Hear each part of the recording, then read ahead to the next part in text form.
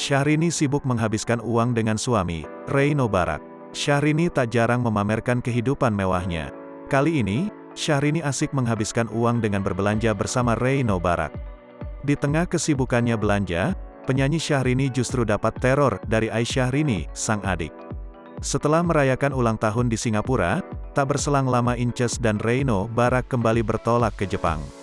Keduanya kembali menjalani liburan romantis demi merayakan pertambahan usia Inces yang ke-40 tahun.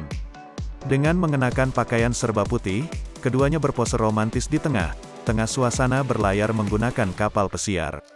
Tak hanya mengajak istrinya menikmati suasana berlayar yang romantis, Syahrini kembali dimanjakan Reino Barak dengan diajak berbelanja. Padahal saat perayaan ulang tahunnya tanggal 1 Agustus tahun 2022 lalu, Inces sudah dibanjiri hadiah oleh sang suami.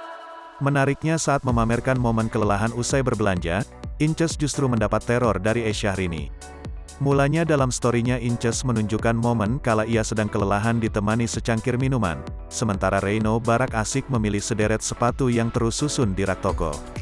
Melihat aktivitas sang kakak dan suaminya yang berbelanja, Syahrini pun muncul untuk menagih barang titipannya.